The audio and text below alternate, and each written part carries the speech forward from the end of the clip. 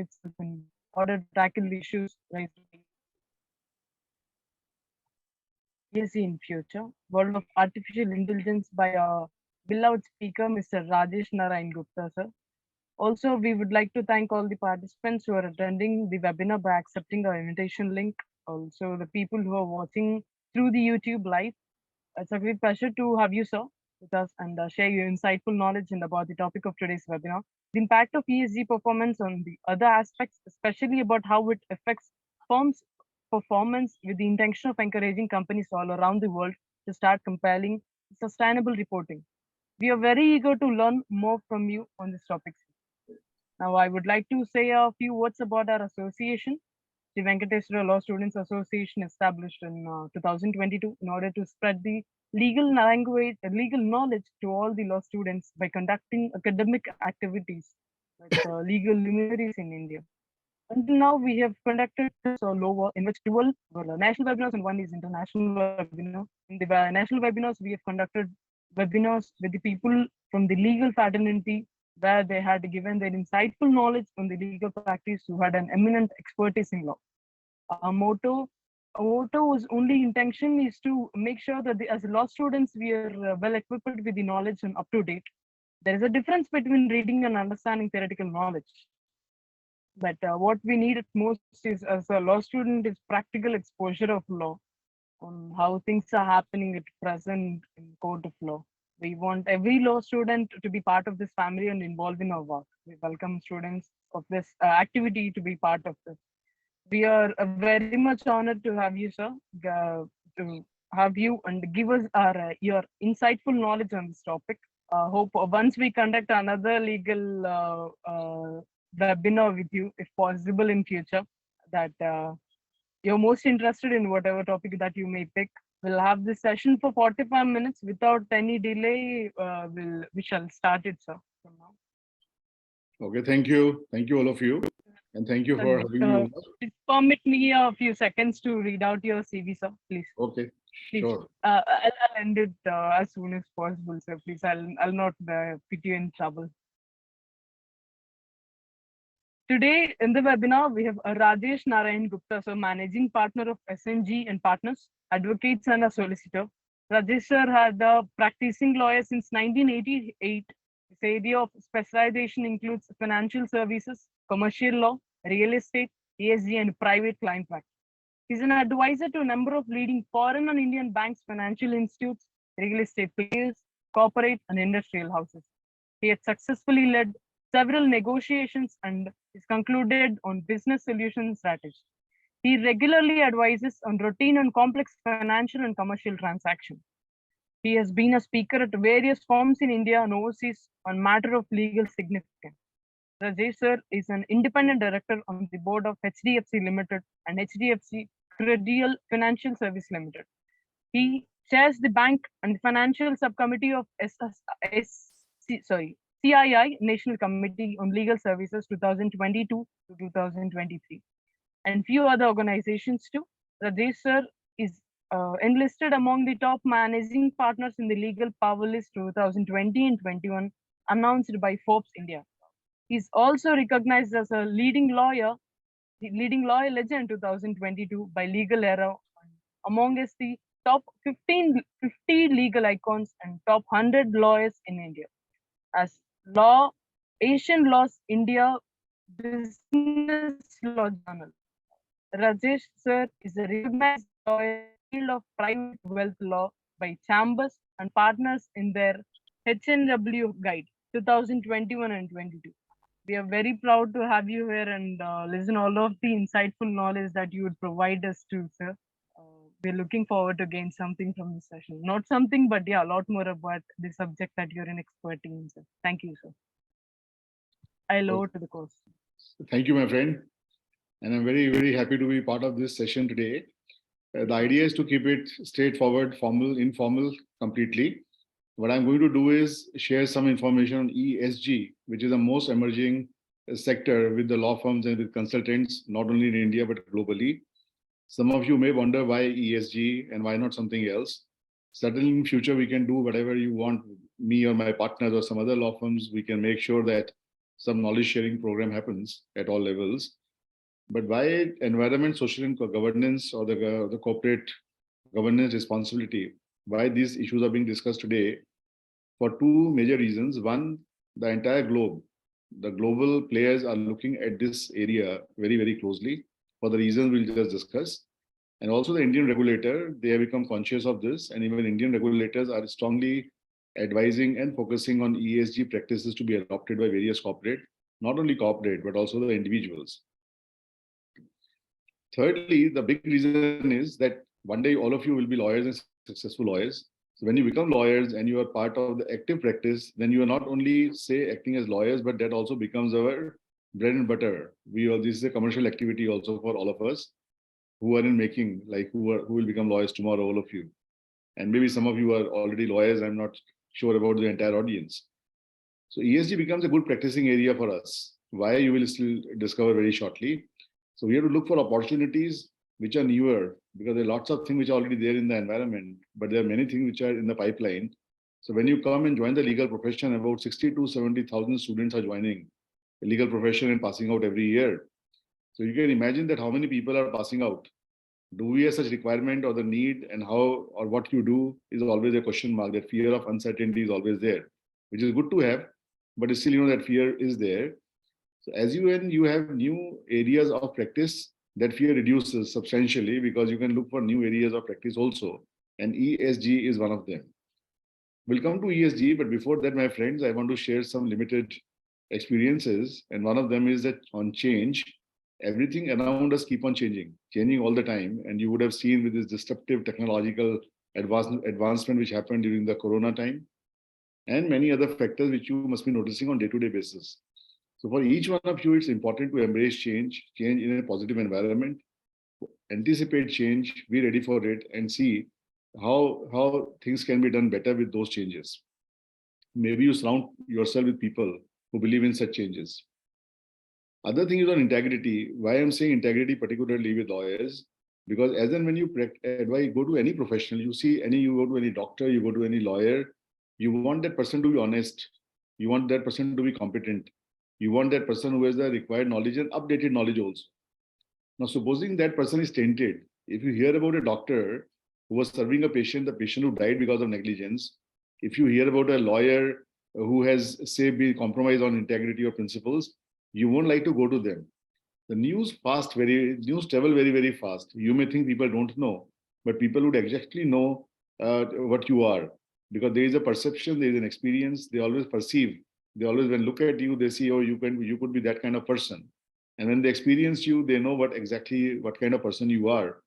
These may change also, but there's a issue around there which is on perception and experience.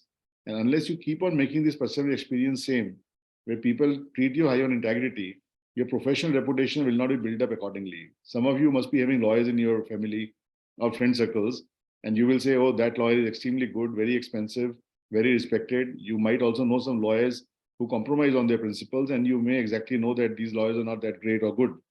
So therefore, these things become very, very important.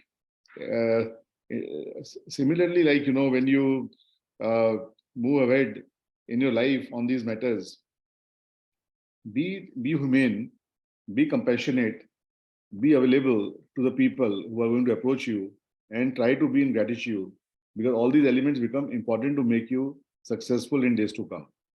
So this is just a anecdotal thing which I thought I'll share with you. And if we have time, maybe I'll tell you one or two stories later on. But let's come to the subject first, which is ESG. I made this refer to some notes also, because I want to make it meaningful so that all of us understand what we are talking about. So ESG is not something which is unknown or which is absolutely new in the world. When we talk about environment, we talk about society, or we talk about governance, all of you know that these things have been there for time immemorial. From the Vedic period to till date, people have been talking about, how to control the environment, all these kind of issues. So why this became important? Because so much abuse happened on the environment and on the social issues and on the governance issues, that globally the countries came together to find solutions around this, so that the climate control could happen, so that society could be better, poverty, hunger, and these kind of social issues could be tackled with. And also the fraud, the element of fraud, which all of you deal with on daily basis when you read also the contractual law or the SEBI rules or whatever around the corruption, whatever laws you are reading today, you will find that governance becomes an important factor. And if that ESG is taken care of properly, then probably lots of bad things in the society and at global scale could be eliminated. So ultimately, all these things are arising from sustainability. In plain words, when you say sustainability, sustainability is avoidance of depletion of natural resources. Why?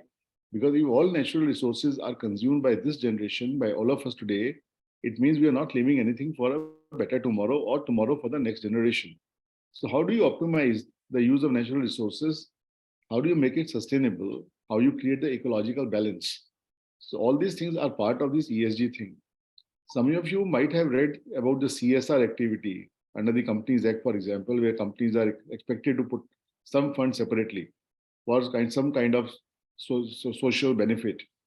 So CSR is a very small element of the total ESG framework, which we are just going to talk about.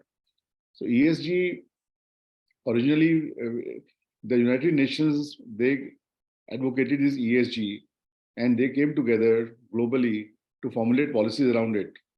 And in 2015, United Nations drew up 17 global goals. These are popularly called SDGs, which are Sustainable Development Goals. So UN adopted this, and later on, 193 member countries, which is very important for you to understand, these 193 member countries also adopted these 17 SDGs, and they also promised or have assured or tried to put a framework together that by 2030, all these 17 SDGs will be achieved also. So, what are these SDGs broadly? So, these are like no poverty, no hunger, clean energy, decent work environment, climate action, life below water. What is the ocean life about? How to make sure that pollution doesn't happen at the ocean level? How do you ensure there is peace, there is justice, there are strong institutions around it? And also clean water, also the gender equality. So all these important factors which you see on day-to-day basis, which you all want to be rationalized, and some of you must be the lawyers trying to do the practice around human rights, for example. So whatever these things come to your mind are all part of these SDGs, which UN advocated and were adopted by these 193 countries. Now, there are several targets which these countries have been given to follow and implement all these SDGs, which countries have adopted also. And each country is expected to do a national policy around it, that how they're going to achieve it by 2030. It's not easy. We are talking about the control of, say, carbon. We are talking about the fuel consumptions. We are talking about these days electrical vehicles. Why? All these things ultimately relate to this ESG part only.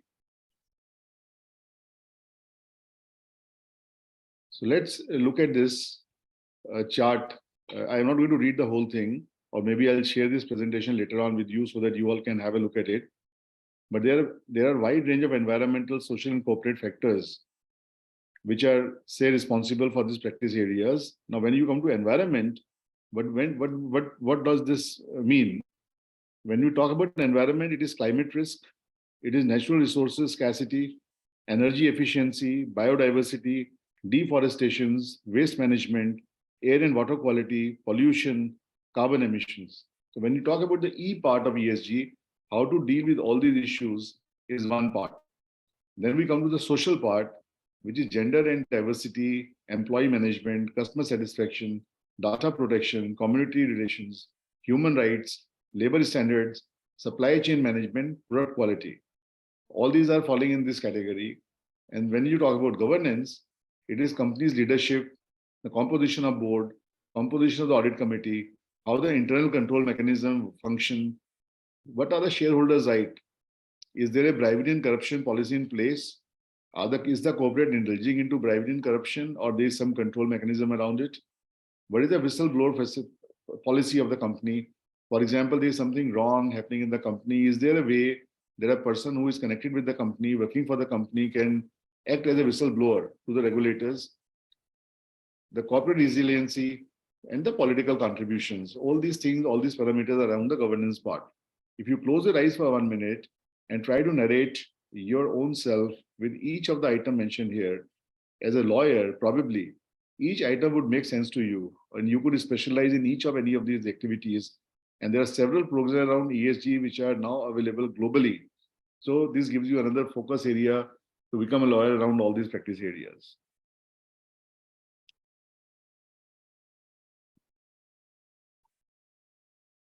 ESG clearly intersects with financial decisions, business strategy, business models, products and services, risk and opportunities, governance and reporting.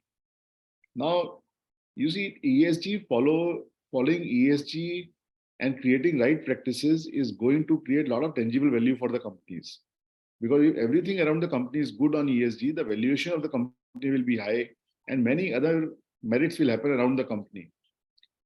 So when you talk about ESG, who are the internal stakeholders, who are the external shareholders, and how do they influence the business outcomes, and what about the ESG internal audit?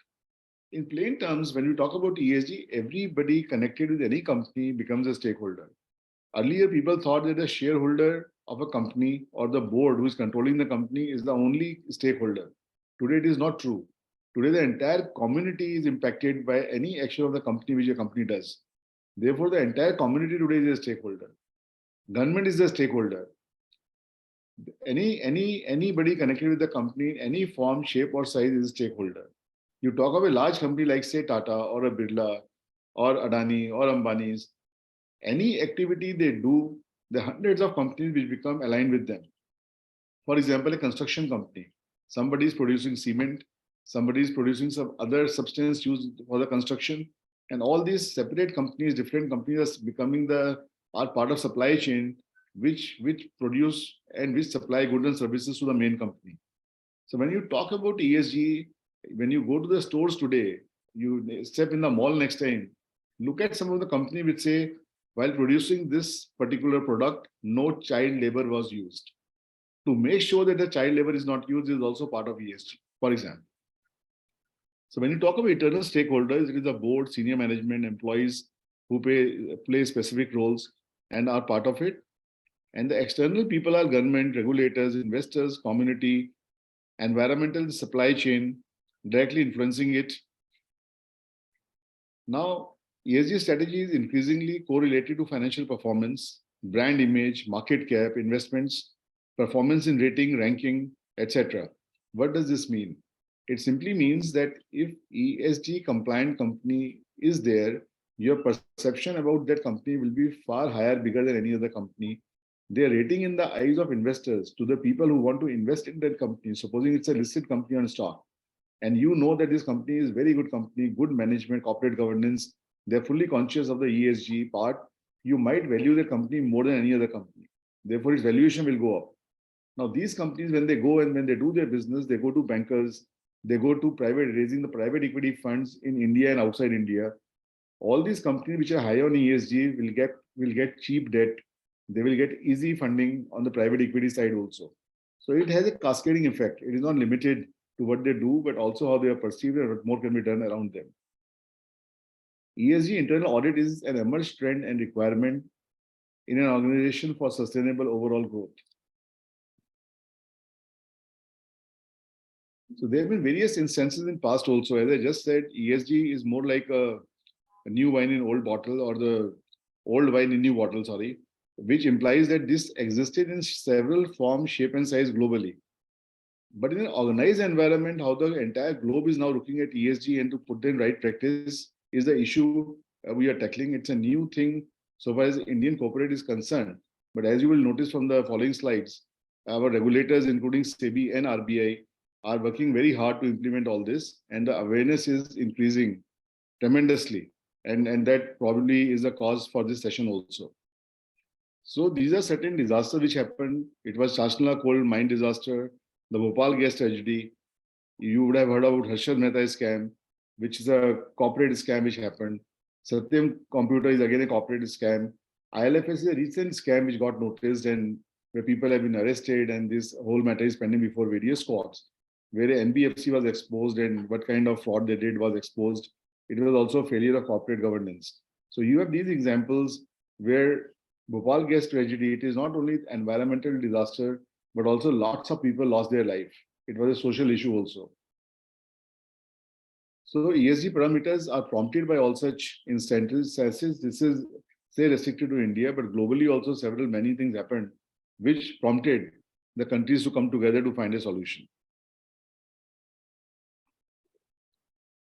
Just to give you an example, as I just said, that these things are old things which are now being rebottled in other shape, size. If you see environment, focus of environmental related aspects in India date back to promulgation of the Constitution of India 1950, when protection of natural environment was made a fundamental duty. So the protection of natural environment was made a fundamental duty, part of the Constitution itself. Then there are rules around it. Then you have got Water Prevention Control and Pollution Act. We have Air Prevention and Control of Pollution Act, and also Environment Protection Act. So these are around the environment. You have got several social acts and enactments also, like Factories Act, ESI Act, Minimum Wages Act, Maternity Benefit Act. So all these acts show what? That government was cognizant about the social issues also, and how the society could abuse, or the industrialists could abuse, or the business could abuse all these things vis-a-vis the employees or the labor, and hence all these acts were enacted. If you come to governance, the governance-related parameters in India were put on focus from the onset of committee headed by Kumar Mangalam Birla. So this is a very important committee in 1999, which came up, where Mr. Kumar Mangalam made several suggestions, which also included the suggestions of corporate governance for the listed companies. A very strong suggestion was put around succession planning also, which is also an emerging trend in India, that if the promoter has founded a company, and when he's retiring or he's not there to run it, how their company will be run by the successors. If the children may not be interested, employees may not be there, company may be very sound and very good. So on succession planning also, so the second generation, second leg is ready. In this committee, that issue also came up. The concept of CSR came up in 2007, and now several other forms of these initiatives are in existence as we speak.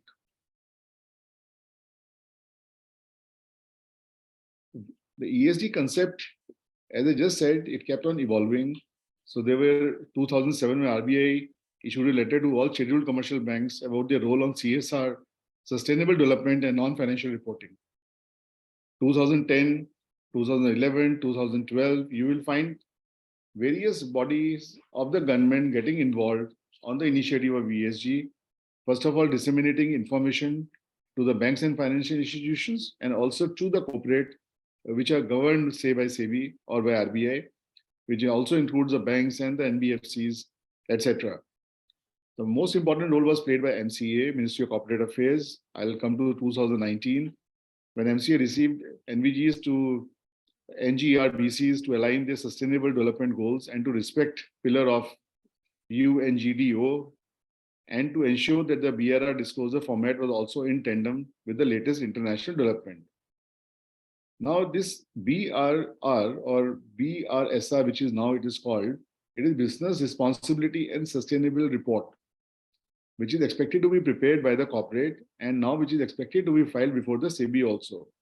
Initially, it was restricted to say only 500 companies, later on 1,000 companies, and now it is expected that slowly all the companies are going to come in the net of the BRSR report, which is nothing but a report whereby the measures taken by all these corporate around ESG are developed in a reportable format, so that the regulator may see whether the compliance is happening on these parameters or not, or whether there is any deficiency.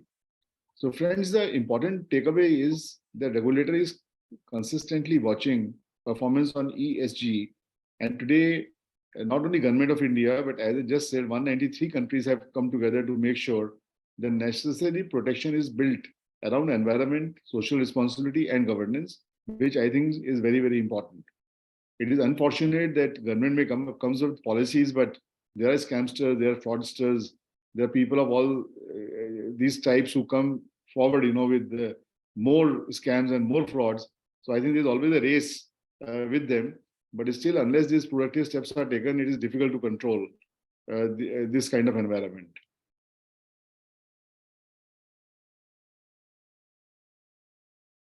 There are several reasons why a company should be complying with ESG-related regulation to create non-financial values. Ultimately, it results in creation of financial values also. So there are clean tech opportunities. You will understand that from the name heading itself.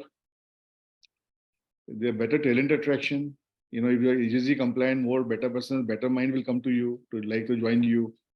Then it also expects complying with the latest reporting requirements, gain competitive advantage, manage reputational risks. Then there's a purposeful culture which is behind it, behind the whole effort, and access to capital. So when you say access to capital, once you are completely compliant of ESG or you're following it, then any company requiring capital, requiring debt, requiring any other joint venture arrangement with any of the large global player, that becomes easy. And that is being encouraged globally now. So what does the company get? Like when we say that you become ESG compliant, it leads to increase in revenue, increase in reputation, increase in brand. There's a high customer attraction towards sustainable products. Some of you might already be using products which are sustainable, which are environmental friendly, from toothpaste to brush, to the clothes you wear, to the consumption you make, the organic food you eat. There's a lot of awareness already going on. So post this presentation, if you just open up your mind and see, you're already part of this whole thing. This bottle I intentionally got on my table also, the Bisleri. There's in our office now a rule has come that either you discard these plastic bottles, and if you cannot, because there are certain people who want to drink only from say bottled water, then there should be a waste management process. So there are agencies, say in Bombay, who will come to our office every week. They take away the entire plastic which is generated by us over a period of 1 week, and that whole plastic is recycled. So in a little way, we also contribute in this way to comply with the environmental issues. So there's a cost reduction, the lower energy consumption, reduce water intake, and use of paper. Paper is being discarded as all of us have shifted to emails, to WhatsApp. They're also creating carbon. Mind you, it is not that they're not leaving the footprints or the carbon. There is a way to control it also, but yes, everything is leading to something which needs to be controlled. The better processing systems and lower costs, which I just mentioned on the funds which you get by way of debt or by equity. There's higher productivity because more motivation is there with the employees. And then the regulatory part, that if you are complying with all this, you are regulated well, and then you are drawing less attention from the government on all these matters. And there's a reduction in your litigation and in your disputes.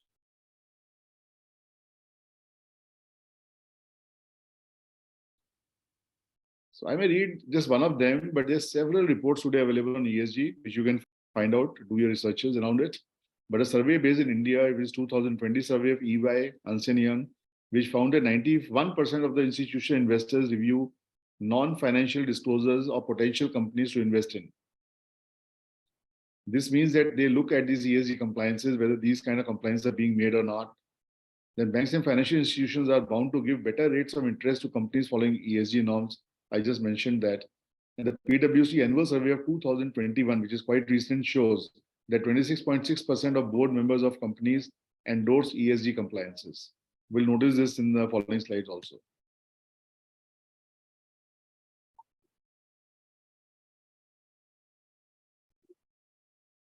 So there are various ways in which the companies are embracing these ESG compliances. There are corporate engagement, there's shareholder action to push the ESG cause. There's an integration which is happening now on the decision-making process. There's impact investing. When we say impact investing in any company, that is a company which is undertaking commercial business activity, but which has impact on society. So there's a lot of impact investment which are happening today, which are helping against the social and the environmental cause. So when you invest in such assets, when you make such investments, it also can trigger scoring that a company is investing in what kind of investments and whether all those are ESG compliant or not, or whether they are leaving to anything which is not environmental friendly, or whether the companies have got some kind of negative list. Negative list is the list of all those enterprises where a company doesn't want to invest so that they are not in violation of any ESG process or regulation. Mind you, it is a lot of optics also, because companies today don't want to be seen in a situation where they are violating any of the ESG norms. Who would like to do something which is, say, creating a lot of pollution? And if they are, then suddenly, there are case laws today which are emerging globally again, not restricted to India. So we have certain cases in India, and all of you may like to have a look at all these cases in detail. But if you look at Arvind Limited or Satnam Singh or Isanaka or Kisan Uday Samiti, in all these cases, there were environmental issues where something being produced by the companies was either polluting the environment or the rivers or the water bodies, where the courts or the Green Tribunal came heavily. And not only these activities were stopped, but serious penalty was also imposed on all these companies.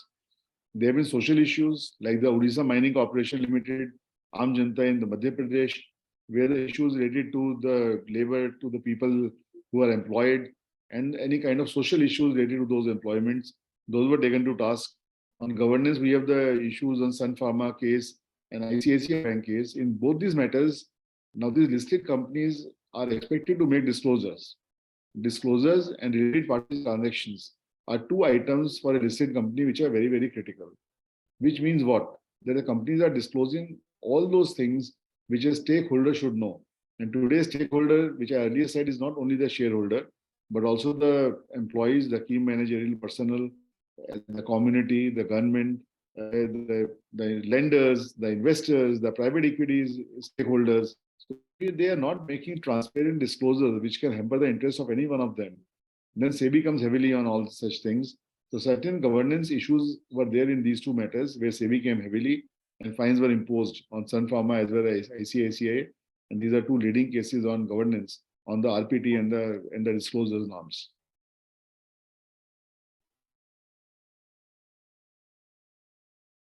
If the companies do not comply with these requirements, then they are exposed to risks. The risk is not limited to the company, but to the directors also. So there could be PIL, public interest litigation, by the activist under Article 32 or 226 Constitution of India. I mean, this is where something wrong is being done by a company which is impacting, say, the environment or the society or the governance issue, and where on these matters, as you know, the High Court and Supreme Court have been liberal and they've taken cognizance of any such matters brought before them. Then action can be filed before the National Green Tribunal. Again, the companies can be put before this tribunal also. And mind you, if the company faces action before the NGTs or before the High Court or before the Supreme Court, the valuation is impacted, reputation is impacted. And the valuation and reputation are lost, the stocks are hit in the stock market also, and the confidence of the investors is shaken. Therefore, these issues become very, very important.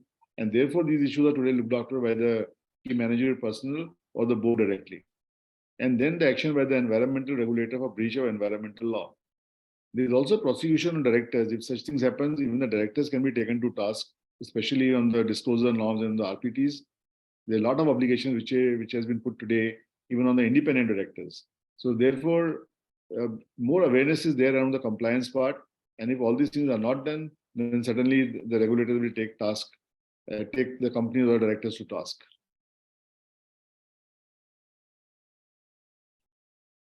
So I put this slide only to share with you that if you look at various industries or groups, you take the case of Ashok Leyland, the Axis Bank, HDFC Bank, or the Tatas, now serious effort is being made that this ESG should be monitored by a task force, which is either the key managerial personnel or by the board itself.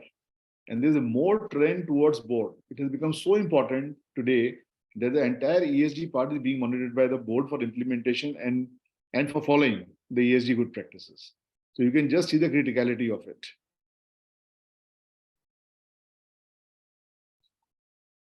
If you come to Reserve Bank of India, they have come up with policies, regulations, proposals on climate change and sustainable finance. There is already a report by RBI on survey on climate risk and sustainable finance in July 2022. Now, what happens when these things come up? The one big takeaway is that when SEBI and RBI are coming up with all these reports and they're expecting the corporate and the banks and the financial institutions to follow all this, it means there is a lot of seriousness. These things are not being ignored, and the seriousness of the issues arising by not following all these principles is also being tabled at all possible levels, and hence it has become very, very, very serious. And for the professionals, there is a big opportunity because all of you who are listening to me today and who get interest on, say, ESG, you all could establish a desk on ESG practice. Today, each company requires the whole hand holding and guidance as to how to put the ESG practice in place. And then, of course, how to put up the policies in place, how to put the rules, regulations, practices, and many things which are, say, associated, not only with one company, as I previously mentioned. There's always a supply chain. Each company is working with many other companies and obtaining goods and services. It means that each company is to be corrected. So imagine how much work is to be done at the all India level if somebody has to make an estimate on this.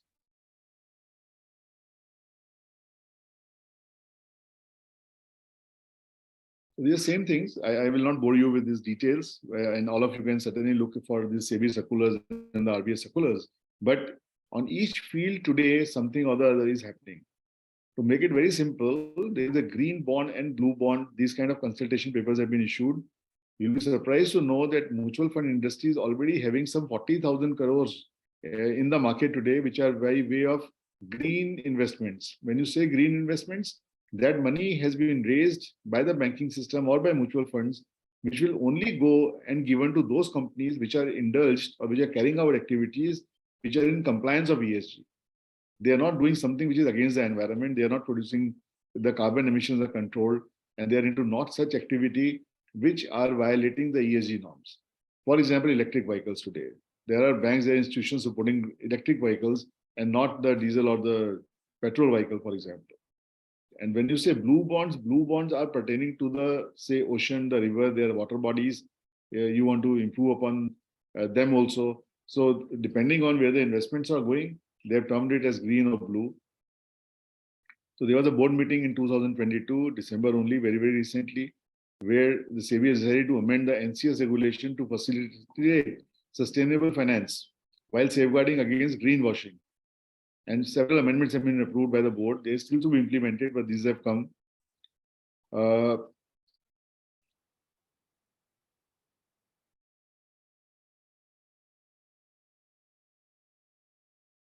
skip on this. We are very focused on ESG practices, and today we wish to be hand-holding wherever anything is required on this front. So maybe I'll stop this screen for the time being. And there's a lot of material available around for ESG globally, not only in India, but also globally, and other countries have also done various things. There are several reports by ENY, KPMG, PwC, which you'll find around this subject. My suggestion is that if this subject interests you, you please do some of your research. We can have a follow-up session. As I mentioned that, fisherman follows the fish. So in some way, all of us are fishermen who always, at some point of time, will look for fishes. You will come in professional activity. You will look for clients. You will look for those clients who are interested in such activities. And mind you that ESG is such a big platform. It can keep thousands of us very, very busy. And it could serve additional advantage because many of you would already be conscious of the environmental related issues. So that is going to make each one of personally also happy that you are involved in something which satisfies you personally. So maybe, we can briefly take up questions, or if there is something, which I can answer for you on this particular topic, we could take that. Please let me know how do you want to conduct the remaining program and the use of balance time.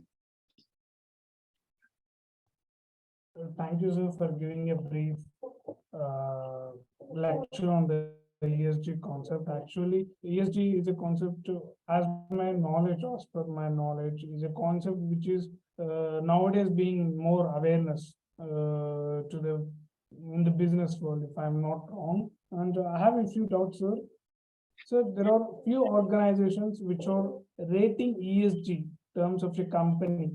So how can we see this ESG rating if it is being misused by this organization? So like giving a false rating to ESG of a company and influencing that rating, influencing it can be influenced in a bad way for the company. Like it can damage its reputation in the public, and it can damage its investments also. If any company wanted to investment in a company, if it sees its ESG rating in a low level, it can damage it also. So how can we prevent this misuse of ESG rating? So you see, there are professional agencies which are going to carry out the work on ESG rating. Already there are few agencies which are present in India as we speak. There is a very well-known German company which is also come in India, which is only doing the rating part. They have rated almost like 500 companies already. Now you can't. You see, anything can be used, misused. I mean, there can't be a situation where thing can't be misused. But generally, it is very, very tough because there are certain global parameters when you rate a company on ESG. Let me tell you something on a very, very, in a very layman language. Like for example, as a law firm today, we receive mandates. There is a potential client we have in US who wants to invest something in an Indian company by way of private equity. So before making the investment, he wants to know whether that company is compliant on ESG or not. Now, to further give you an example, supposing there is a chemical industry which is producing chemicals. Now, all chemicals are hazardous or not, or whether the chemicals are bound by certain rules and regulations in India, the answer is yes. So, when they are bound by rules and regulations on two things, how and what these chemicals will be produced, what kind of ingredients will be used to produce these chemicals, and how the waste management will happen. Because once these are being produced, the waste is also going to the rivers or to the sea, how that waste management plant is also functioning.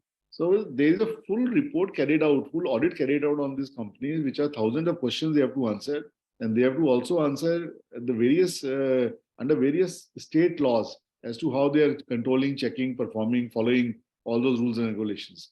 Once that whole audit is done, after that the rating agencies come and they see whether those audits are correct or not, or the companies are actually complying with the ESG or not, and then there's a reputation which each rating agency also carries.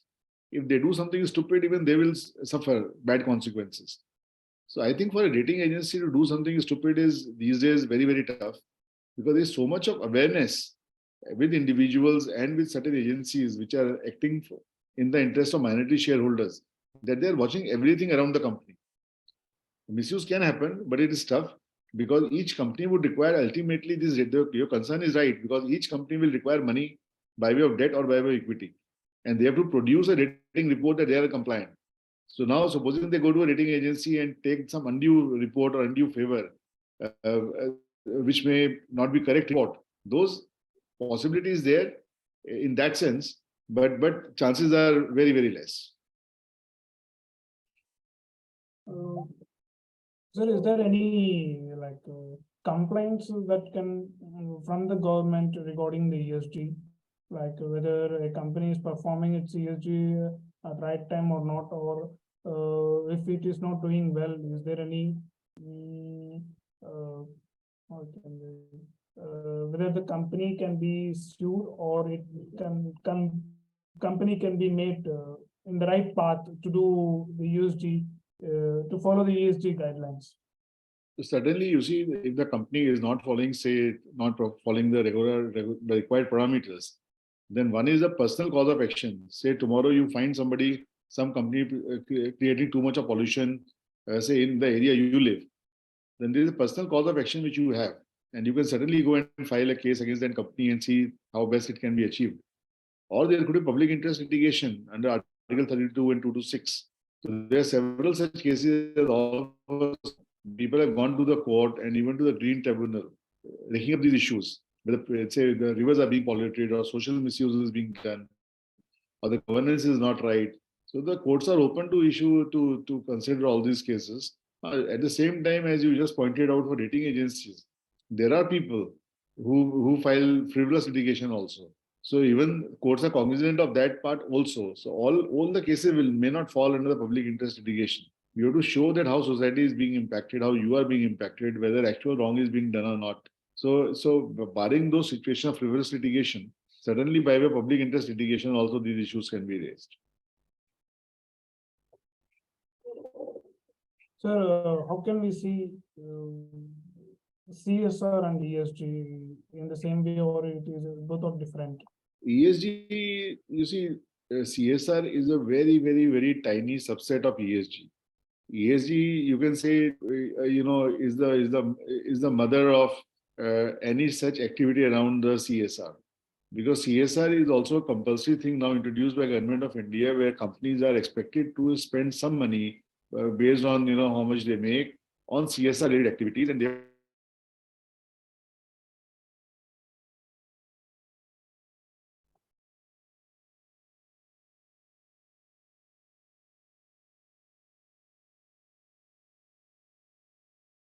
So we are not able to hear you.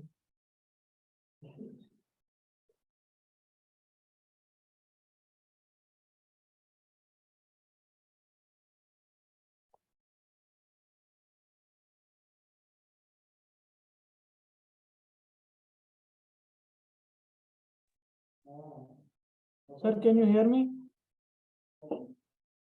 I think something got lost into my side, or what happened. Yeah, I can hear you now. Yes, sir. Somewhere in the middle, we got lost of your. Yeah, for a few seconds, yes.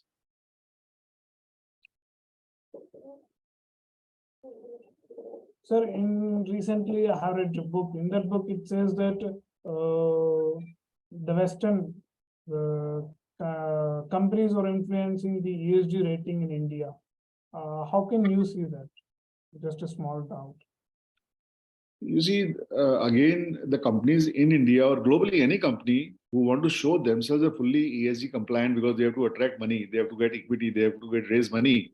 So they can influence that ESG parameters because ESG compliance is just shaping up. It is like, the regulator are just issuing the new papers around the governance part of ESG, that how companies are going to follow. So since it's very early stage, there might be some cases of abuse you can't rule out. But the way the regulators are conscious about it and the way the rules and regulations are coming, so these small abuse which might happen for, say, some time, they'll be thoroughly checked. It won't sustain for long because uh, the market forces are today such that each and every action of the company is being watched so closely. And that is how you see the valuation of the company today on the stock exchanges. It goes up and down depending on what their perception is. If they lie today, if they do something wrong and falsely obtain these reports, they're going to be exposed sooner or later. So they won't be able to revive thereafter because once the damage dent is created, imagine if a reputation of a lawyer is built that he is indulged in some kind of corrupt activities. For example, he's taking money to pay bribes or any such thing which is not acceptable. Then that lawyer is always labeled with that reputation. People always know and talk about him. Similarly, these companies, if they do something stupid like this, reputationally, sooner or later they will lose. In short term, your concern is right, but in long term, I don't think I will be there. I hope so, sir.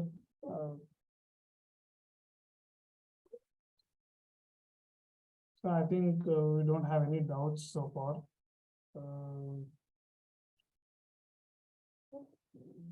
So I have another doubt. How can we make sure that few companies are donating funds so much to other countries, like in other countries, like let's for the social welfare in other countries? How can we make sure that to invest in India for the welfare of the people? I think it's somewhat related to ESG only, because if we want more sustainability in the country, we want more help from the corporate. So how can we make sure that the sustainability of more involvement of the corporate is there? You see, that is already happening in a very, very big way. If you see the total funds being received, not only from outside, but in India also. I think lakhs and lakhs of NGOs are today involved in India, which are doing so good.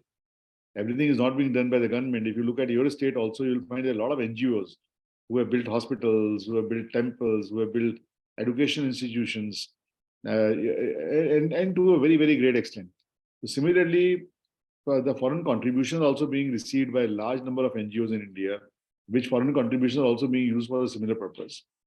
In addition to that, even the government of India gets regular money from different countries with regard to social and welfare program. When they're building roads, for example, although there's cheap debt available globally because the road infrastructure is going to help, say, the villages in India. The social impact situations where they get easy money. Financial inclusion. Today, the money has reached. Today, the days have gone where there were intermediaries who used to take away the money. Today, for example, in a small village, a small person will also get the money directly credited in his account over the phone, so that leakages have stopped from that extent. So there are several such large welfare programs where even government of India gets money at a cheaper rate. And when you talk about the sustainable activities, the foreign currency loans which come to India in many of the corporate, even that direction will happen. So I think enough is being done. Although And if some searches are made by you, or we can send you some search reports, there are many activities around this which is happening already. Thank you, sir. So I think we can conclude now. Thank you, Gupta sir, for accepting No, my invitation. Even though we are a small association of students, people like you have accepted our invitation and given your insightful knowledge on the ESG. And also, I think it is very much important topic, because ESG nowadays, from the starting also, it's playing an important role, because it's influencing the company's image, and also the goodwill, and its a public image in the country, and it also influencing most of the investments that it get from the other countries and other companies. ESG is playing a more proficient role in that, and you have given an insightful knowledge about it, and you have also told us some important case laws, which very much important for a lawyer to know how the legal system in India sees the ESG, whether the companies are following the ESG guidelines of the government or not. And also you have told us about what are the acts that the government made regarding the ESG. It can be Pollution Control Act, it can be Minimum Wages Act, it can be Factories Act 1948, and other things. And thank you, sir, once again from my heart for accepting our invitation, giving us insightful knowledge. Thank you very much, you. sir. It was, And it also, was, no, thank you very much. It was good to be part of you, and wish you all very, very best. thank you, sir. And also, I would like to thank the backstage team for making this webinar very successful. Thank you, sir. Hope we will meet again at your office if possible in future. And also, I hope we will make any other webinar and any other topic also. Sure, most welcome. You can always be in touch with us. You can always be in touch with Fatima. She encourages all this program, and she is our ambassador on all such activities. And on the lighter side, each one of you can be an ambassador on the ESG. Start watching your home, start watching your college, start watching your surroundings. Wherever you find something more can be done to help the cause, it'll be very, very good, because unless each one of us get aware about this, then this ultimate goal can never be achieved. So thank you very much. Look forward to be in touch. Thanks. Sorry, just last question. Sir, how the career path, the legal career path in ESG can be seen? No, as I just said, you see, on ESG, I think there's a very serious requirement so far the legal profession is concerned. Because each corporate today, when you pass out, you've got 2 or 3 options. One is to become a judge, one is to become a lawyer, other is to join a company, as an in-house lawyer, right? Yes. These are 3 things which come in mind. And yes, fourth, after a few years of training, you might start teaching also. You might become a lecturer. So when you go to as an in-house lawyer, or when you come to the practice as a corporate practice particularly, then you will be expected to know everything around ESG. So therefore, I personally feel, therefore I chose this subject also, because I am looking, my interest is what? My interest is that our 70,000 students who are passing law every year, you'll be surprised to know that we get almost 10-15 requests every month. We are a mid-sized firm, we have got 150 lawyers, some 300 people. But the request for internship is growing every month from 10 to 15 to 20. We can't accommodate that much. So which means that the capability of the law firms and the corporate is very limited. I mean, this all 60-70,000 can't be absorbed. So unless you've got some new practice areas. So therefore, ESG, I think, is a very, very good practice area. You should speak to your faculty if some new subjects could be introduced on ESG. And also some international companies and domestic companies are offering courses around ESG, ranging from 100 hours to 500 hours. So those of you who are in the 4th year and 5th year, you might actually try to do those short courses also. In India, they are cheap. External courses are a little expensive. But depending on your pocket and your appetite to learn this, please join those courses. I can assure you that this is going to add tremendously to your professional capability also. Either you become a lawyer or you become an in-house lawyer. That I am just joining a course next week. That's a 300 hours program on ESG. So a lot of professionals are joining new courses which are globally available. Therefore, I'm suggesting and proposing that please consider it seriously. All those who are influenced by this ESG thing.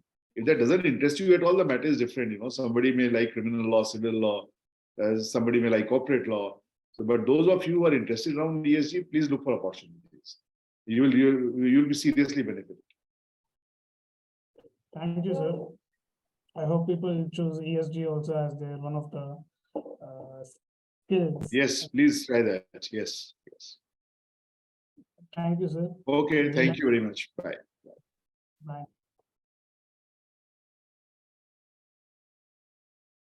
Bro, live cut చేసావా?